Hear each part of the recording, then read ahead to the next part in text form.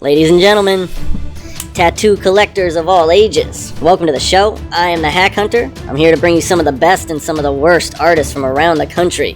So sit back, relax, let's find some hacks. Alright, let's get it started.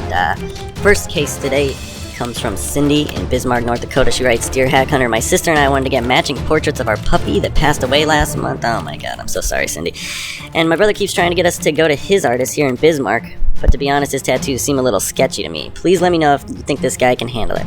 Well, Cindy, that's exactly what I'm here for. Let's break it down.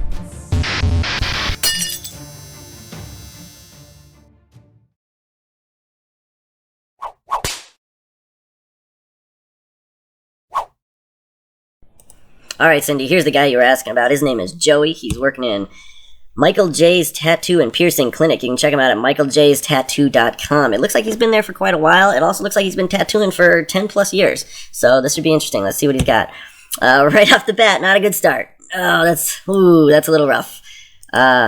Definitely should not have been using a liner on this hair here. If you really want it to look soft, you're not going to want to use a bold liner like this. Just does not look flowing or smooth at all. I'm not sure if he was going for realistic here or if he was going for some sort of abstract, cartoony, I don't know, but it's a little rough, it's a little goofy, and this is a big piece. He had a lot of room to work with. He could have made this thing brilliant. This backdrop here, I can tell he did one thing that a lot of artists that are self-taught tend to do, where he put the shading down first. He shaded with gray wash, and then he colored over top of it. Here's a good example of what the outcome is. This is a healed tattoo, by the way, so this isn't going to look any different when it's healed. This is what it looks like. You would think that if you put down some gray wash, and then you colored over it, that it would blend nicely from dark blue to light blue. But that's not what happens. All you get is this sort of muddy blue. And that would happen with any color. You never want to gray wash first, and then color over top of it. It's just extra trauma to the skin, and there's no reason to do it. Let's move on. Let's check out some more. This one looks a little bit better from a distance. When I zoom in, though, you can see the obvious errors in the line work. He's stuck with a really thin liner here. And for those of you that aren't tattoo artists, the thinner the liner, the more errors it's going to show. If you got a shaky hand, it's going to show up a lot worse using a thin liner than it would with a bold liner. And so unless your lines are buttery smooth and you're just perfect at outlining, you do not want to be using a thin liner. And the mistakes really kind of show here on the edge of the bullet casing. The shadowing in the inside, you get a lot of this sort of chop effect, where you see these lines in between here. That's because when he was shading with a mag, which has rows of needles, and you can see each one of those rows of needles hits. And the reason you can see that is because his hand was working faster than his tattoo machine was. Or vice versa, his machine was working faster than his hand was. But it creates this chop effect. It's an undesired effect. Tattoo artists do not intend to do that. And you can also tell by the outside shading here that he has a little bit of trouble with that blending or that fading effect that he wants to put in there. It just does not come out the way he's hoping for. Here's another example of thin line work from him. Yeah, you can see these errors again. The outside of this gun looks a little beat up, like it's been kicked around and dropped some, and the lines do not match up. They don't line up. You can see just a straggler right there. That's really difficult when you're running a thin liner to connect those lines perfectly, and you can see he had problems with it right up here too, where that bold area is. That's because his line did not meet where he wanted it to meet. Very difficult. Maybe try different line weights, Joey. Yeah, it might behoove you to use something a little bit bolder. Maybe it's a little bit more forgiving on you. This right here, first off, do not take pictures with blood and bleeding skin in it. It's just not flattering. This is your work. This is what you're showcasing to the world. Take pride in this, man. Only take good photos. Take that extra time to let the blood dissipate or wipe it down. In this case, I think the skin's actually kind of beat up, though. I think this redness would have stuck around for probably a couple hours to a whole day. I can tell that because all of his coloring here is really patchy. You see light spots and you see dark spots, and that's just meaning that he overworked the skin a little bit when he was filling it in. And the same thing's happening with this fresh blending that he's doing right here. He's just overworking the skin. And unfortunately, that's not going to heal out and look like a nice fade from opaque gray to skin. It's not going to look nice and gradiated. It's just going to look like some blotchy gray, and yeah, most of that red is just going to disappear. Again, we see a lot of these line errors up here where he went maybe a little bit too deep or went over the area one too many times, and you just get that sort of blowout effect. Here's the portrait, Cindy. This is what we found on him with portraits. There wasn't much to look at, and so overall I could tell he is not specializing in realism, but this is what you get. Definitely probably not what that baby really looks like. The hair, I think he used an outliner for the hair, which makes it look a lot more harsh and stringy. He should have used a shader or something a little bit softer so you get that sort of feathered, soft hair effect. But yeah, it just looks like a dark blotch on the top of their head because of that. The white in the eyes, it seems like it'd be a good idea, right? The whites of our eyes are white. Why wouldn't you put some white there? But trust me, that white, after about a week, 2 weeks, it's going to start to turn the same color as this person's skin is. So you're going to have an off-tan color inside their eyes. It's going to kind of look like they have jaundice. And this is something that you just learn through experience. After you watch other artists or yourself make mistakes, you're going to see that. And yeah, trust me, never put that white in the eyes. Maybe you can do it within the pupils for a glare effect like you did here. That works fine, but in the actual whites of the eyes, no good. Here's another example of a portrait. Not much better. He really just uses sort of a medium gray tone throughout the whole thing. You don't see the whole spectrum of gray wash. So instead of using like black, dark gray, medium gray, light gray, he just sort of uses black and a medium gray throughout the whole thing. And this is going to look really washed out when it's done. It's going to have really dark hair on top, but then the whole face is going to look kind of flat and two-dimensional. I definitely can't recommend the guy for portraits yet. Maybe he's working on it with somebody. Maybe he's got a mentor right now, but right now, I don't see it. This, for a little bit of redemption, was one of Joey's best pieces. I think he did a killer job on this line work. These circles here are very, very difficult. If that client just wiggles her toe while he's doing that line work, it's not going to come out that smooth. So I think he did a great job there. It's very smooth. I don't like the blood in the blue here, and I wish he would have blended out the black, or the background blue, because it kind of just abruptly stops. There's just a line. And again, I think that fading is kind of his crutch. But the rest of this detail in here, he did a great job. He actually put a lot of time and effort into it. I wish more of his pieces showed this kind of discipline. You guys tell me what you think of Joey. Go ahead and leave it in the comments below. I don't think I can recommend him right now for portraits, Cindy, but stick around. I'll show you who I think you should go to in Bismarck, North Dakota.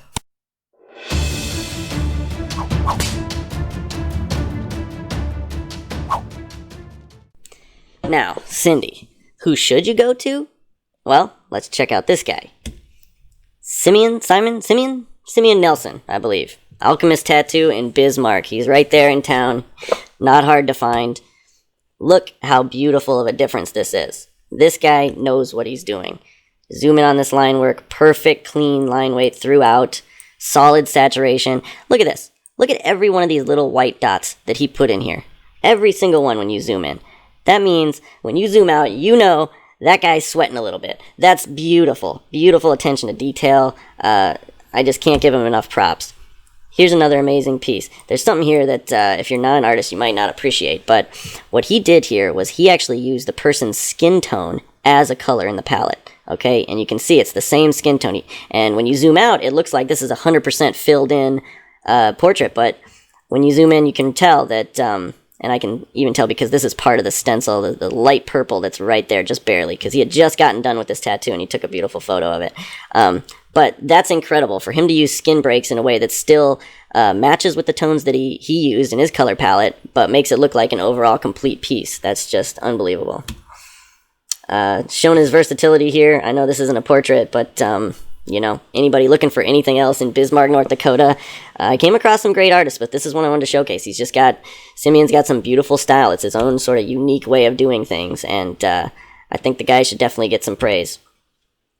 Full-on portraits again. And Cindy, you didn't say if you wanted a color portrait or a black and gray portrait. I'm not sure. I couldn't find any black and grays from Simeon, but if you're looking for color, he's your guy for sure.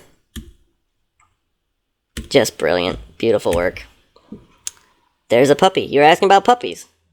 Can't get much better than that, honestly. And that's a very difficult puppy to do. A straight-on face view like this, and he's still got the depth in it. He's still got the glare in the eyes. Even the detail in the collar down there. Just unbelievable. Simeon, you're approved, my friend. Thanks for your work.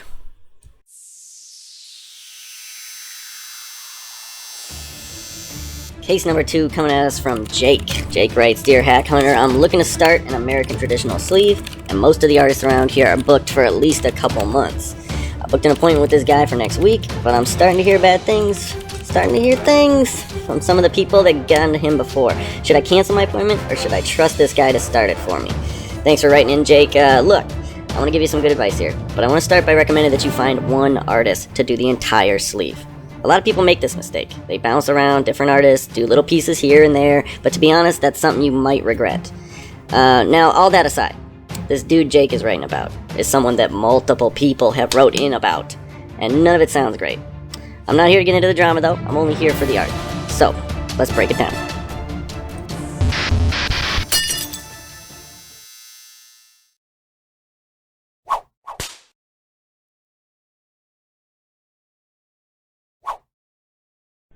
Alright, this is the guy that Jake's talking about. His name is John, and he is working in Hastings, Minnesota. Had a hard time finding anything about the guy. Had a hard time even finding pictures of him. These 3 pictures were all I could find. He doesn't have an Instagram or a Facebook or anything. He is working at A+ Tattoo and Piercing. You guys can check him out at aplustattoo.co. Right off the bat, some of his work. These feathers are rough. Oh, goodness, this is not what you want in a feather. I don't know if this is his artistic interpretation of a feather or what, but these are kind of hard to look at. Some pretty cookie-cutter butterflies. I'm sure those are just traced off of flash work. He has this weird habit of doing this sort of gray edging on all of his lines. And you can see, I don't know if he's trying to do sort of like a drop shadow to make him look 3D, like there's a shadow on the skin or what, but most of his work has that on there, and you'll see what I mean. This is one of his larger pieces, talking about sleeve work, Jake.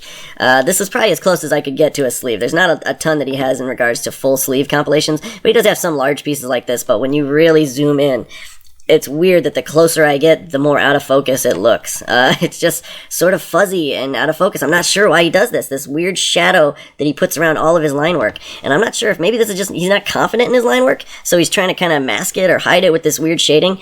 Also, these roses, you would expect the shading to go from like black to a light gray and like have medium tones in there, but no, it just goes black, then light gray. There's no real shading or texturing. The inside of this clock looks pretty busted. It's obviously been dropped quite a few times. I'm not sure. I kind of feel bad for the lady that has this on her. I know this probably healed really poorly. Very shaky lines, very sort of patchy shading. It really doesn't get much better.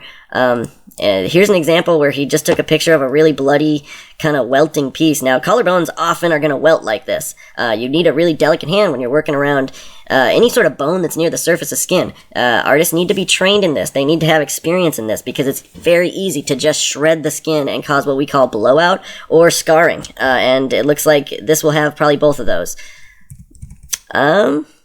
This was sort of another one of his bigger floral pieces. Again, you just get this blood and scabbing in the photos. I'm not sure why he takes his photos like that and posts them out there for the world to see. Take a little bit of time, clean it up, make it look nice. But nobody wants to see a photo with blood and scabbing going on in it already. Again, when you zoom in real close, you're not getting a lot of textured detail or realistic detail. This was something where he tried to do sort of like a no-line technique to kind of make the roses look softer, but it looks like his light gray shading is just, looks like it's difficult for him. And I see that throughout most of his work. He just kind of struggles to create a nice fade. These leaves right here are probably some of the best that I saw out of him. Throughout his whole portfolio was these leaves right here. They actually look like he put a little bit of time and energy into texturing them to make them look like leaves. But when it comes to the artwork, not very dynamic. They're all kind of relatively flat leaves. I'm not sure if he traced this or if he designed it himself, though. Because here's another example of some of his leaves, and these just do not look how leaves look in nature. I don't care what kind of plant species that you find, it does not look like this, especially not rose leaves. But again, the shading, really, really rough. When you zoom in on it, he has a hard time blending out to light grays. And he often just goes from really dark black to like a medium or a light gray. There's no in-between tones. And that's a little bit of laziness. That's a little bit of probably inexperience, or maybe he just wasn't trained right. But one thing I can say for sure is he doesn't appear to be an artist to me. He appears to be a tattooist. And if you don't know the difference between a tattooist and a tattoo artist, well, let me show you. This is a tattooist. This is somebody who just traces designs that they have and aren't going to come up with something unique on their own. Here is another example of blood in the photo, scabbing in the photo. The leaves, again, just a weird texture in these leaves. I'm not sure if this was meant to be an abstract sort of painting look to it, but it definitely does not look like a rose. And it looks really kind of haggard, to be honest. And there's many, many examples of these roses looking like this over and over again. Very weird shading, very weird art design, and the leaves are always kind of lazily done like this. This one's not as bad. When I zoom in, I can find a few little errors, like in the ear here. The liner got away from him, obviously. these birds, they kind of have, you know, they should look a little bit sharper and a little bit more defined, but I think he just didn't take the time to switch to a smaller liner so that he could get the detail. He just stuck with the liner he'd been using. And these trees, I don't know if you guys at home can see that, but there's a lot of really kind of patchiness in there, so they're going to not really heal solid black. They're going to heal with little patches of white in there everywhere. But overall, I mean, I could pick apart any tattoo, but overall this one's not bad compared to most of his work. However, then I come back to something like this. Again, all this redness here, it's just not going to be there. When that heals, that's just skin that you irritated for no reason. No reason at all. And I'm sorry to whoever has this on their leg. This is rough. This lion up here, oh my goodness. Oh my goodness. Huh. And then again, he did this weird fuzzy thing on the outer edge, where he just kind of did a gray around the outer edge, but it doesn't look like a shadow, it doesn't look like clean line work, it's something in between, and I'm not sure why he does it, but if you ask me, it's ruining most of his tattoos. Again, with the small detail, he has a really hard time with small detail in here. This, for a little bit of redemption, John, this I think was your best piece, and you can see that the black looks pretty black, it looks clean, smoother lines. I know watercolor stuff is definitely not his forte. He doesn't have a lot of it in his portfolio. In fact, this was probably one of only a couple that I saw, but it looked neat. It looked clean, especially when compared to some of the other tattoos this person had. It looks like she's in the middle of getting them lasered off, but this piece didn't look that bad. I think he did a good job on this one. But overall, I think you guys know what I would say about John. Jake, I cannot recommend you get a sleeve started by this guy. And anybody around this neighborhood, if you're looking to get tattooed by this gentleman, take a look at the reviews. I took a little bit of time to read some of the reviews, and it's pretty, well, I'll let you judge for yourself. Leave me a comment down below. Would you get tattooed by John? What do you think of his artwork? And Jake, stick around. Let me tell you who I think you should get tattooed by.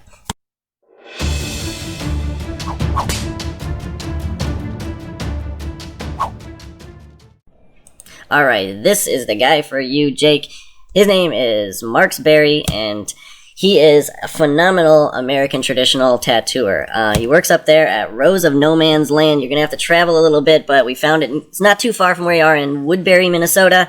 And most of the guys at his studio do this American traditional style. I just wanted to showcase his very smooth, very clean work. He's got his shading down pat, and his line weights are always very, very crisp. Right away, here's some great examples of what I'm talking about. This guy knows how to control his shader. He knows how to control his liner. You see a lot of consistency here. There's a lot of these little standalone pieces that you can tell he just spent a lot of time and energy on, and made sure they came out nice and clean and perfect. Here's a great example of nice, smooth, straight lines. That's very, very difficult to do. It's a nightmare doing any sort of guitar neck like this.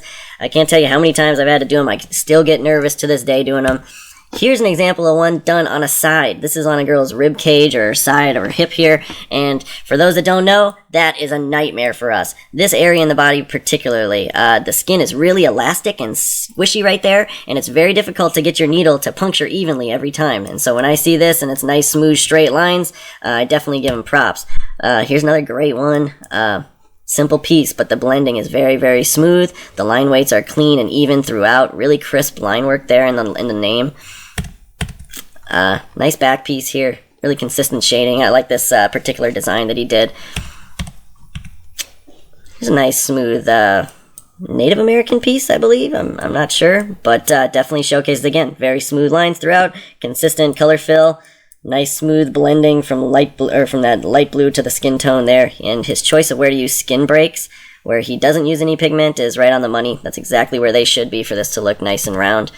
Nice hand piece, and he kind of touts his studio. It's probably on one of the fellow artists there, but on a hand again, even on a hand, you see this nice, crisp, clean line work. Great job on his part.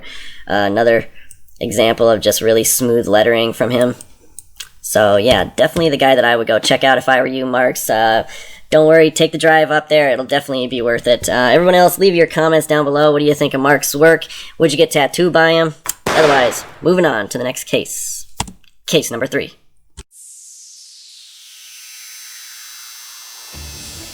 Case number 3, coming from Jenny. She writes, "Dear Hack Hunter, my family's taking a trip to Vegas in a couple weeks. We're trying to find an artist that can give us matching tattoos because it's my son's 18th birthday. Unfortunately, every great artist in Vegas is booked out for like a year." Yeah, definitely true. What we want is something pretty simple, but there are basically only one shop that could get us in. Do you think this guy would do a good job, or should we wait until next year? Thanks for writing in, Jenny. She actually included a little picture of what they're going to get, but I'm not going to share that with you guys. Let me first say that there are some absolutely incredible artists out there in Vegas. No doubt. However, the price is most likely going to be much higher out there because they know it's a tourist industry. They know you're a tourist, and they're never going to have to see you again. Anyways, there's absolutely great artists out there that I'd be willing to wait a year or two to get in with. Is your artist one of them? I don't know. Let's break it down.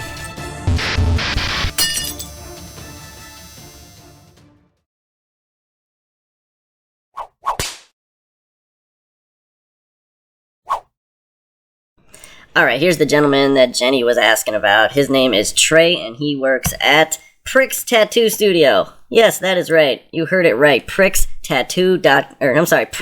with a Z at the end, pricks.com. You can check him out. Found out he's actually the owner of the studio. Been tattooing a really, really long time. I didn't find a lot in the way of small pieces like you were talking about getting, Jenny, but here's some of his work. Right off the bat, I think you guys know what I'm going to say about this. Well, these planets definitely are not round. These might be meteorites, who knows? I'm not sure, but they're definitely not round planets. They don't look how they're supposed to look. They all look a little bit wobbly out there in space. Not a fan of this color blending. It looks like he has a really hard time blending colors. Oh goodness, oh no, I'm not sure, I'll give him the benefit of the doubt. Maybe the customer asked him to do this. Maybe the customer asked for a weird orange and yellow and purple lion. I'm not sure. Oh my goodness, this is... the blending, again, you can see the clear difference between here's the orange, here's the yellow. Like, there's no blending from orange to yellow or from purple to yellow. Like, it's just clear lines between each of the color swatches, and that's unfortunate. It's really difficult to blend colors. You need somebody to train you on how to do it, and it takes time to get good at it. But again, this gentleman's been working there in Las Vegas for a long time. This is not the kind of color blending I'd expect from somebody that's been working 10 or more years. Oh, Jesus Christ. Ugh. Okay, so what do we have here? We have a new and then healed tattoo. That's why there's two of them. And you zoom in and you can see he really did not have the confidence working on their faces. All of these halos are a little blotchy. The lines go from thick to thin, and that's definitely really unintentional. He didn't have the confidence on these faces, though. You can see there's just little to no shading in each one, and yeah, just really kind of squiggly line work. I think there's a much better way to tackle this piece, The Last Supper. Honestly, even if he had a lot more room, even if it was on a shoulder blade or on someone's back, like, I really don't expect it to be much different than this. This is sort of his MO, these sort of shaky lines that don't connect, and I'm not sure why he does that. An example of a cover-up, and I'll give him a little credit, this that he started with was not ideal. There's a lot of scarring and stuff in here. It looks like they might have been having this tattoo removed, like with laser, because sometimes you get this sort of scarring that looks just like that when you're getting it lasered off. But ultimately, I'm not a fan of what came out. I think she would have been better off going with a couple more laser sessions, getting more of it removed, because you can clearly see these dark areas inside these flowers. It makes the flowers look very unnatural. And I don't know if this was his fault, like poor planning on his fault, and he didn't plan out where to put his dark parts inside these flowers, but it might also just be that these are really dark. And I think a lot of artists would have told her to maybe get it lasered a little bit more before you start with the cover-up, because, yeah, these... And maybe it's on Trey, too. His color saturation is not the best, and so it's not going to cover up these dark areas like she needed it to. Another example of bad color choice, I think this overall looks pretty flat, and the reason is because he didn't use as many darks in this one. It's weird, in some of his pieces he used way too many dark blacks and heavy black, and then in something like this, on her skin tone, he should have used a little bit darker of a brown so that it looks a lot more 3D than it does. Here is a really big sleeve piece. You can tell he spent a lot of time on it. Some parts of it are healed, some of it's not. What I'm going to focus on is the top of the arm here. This is a tough area for a lot of artists because it bleeds a lot more. So when you're packing color in there, you're getting a lot of blood that's sort of washing that color away as you're working. And it takes a little bit of experience to do this and a little bit of skill, because otherwise you get these little patches. And these little white patches that you see in the color, that's where it's scabbed really bad. It's scabbed really bad, and either the scab got scratched off or picked away, but either way, the skin was too traumatized to hold on to the ink there. And when you really look at this color saturation, you get a lot more of this where he gray washed and then he colored over the top of gray wash. Another no-no, don't do it. You're just chewing up the skin, man. There's no reason to do it twice. The best part of this are the teeth. I think he did a decent job on the teeth. The line work is, again, a little bit wonky and a little bit shaky in areas, but ultimately these teeth look nice and round. He did a good job on those. The greens throughout, though, that color, you could tell, gave him a hard time. You can see how dark it is in some areas and light in others, because, yeah, he just is having a hard time saturating that particular type of green on this person's skin tone. Another example of the color saturation just being rough. This purple to orange or this magenta to orange blending, not so good. Yeah, not a fan.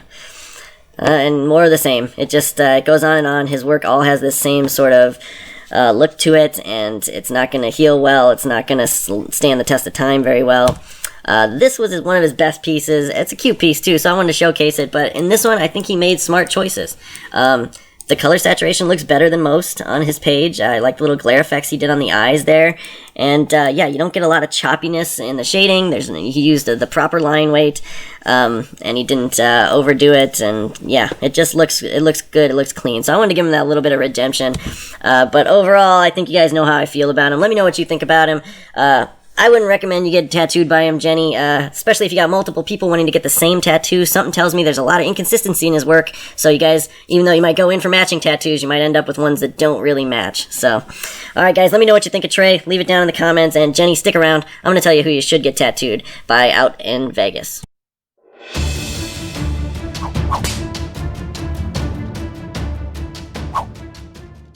Alright, for those of you in Las Vegas looking to get tattooed, here's a guy I really wanted to showcase. His name is Jake Ingersoll. He's working at Skin Design Tattoo there in Las Vegas.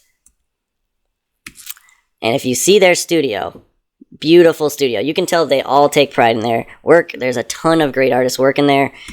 Jake in particular has a very unique style. He's a very versatile artist. That's why I wanted to showcase him.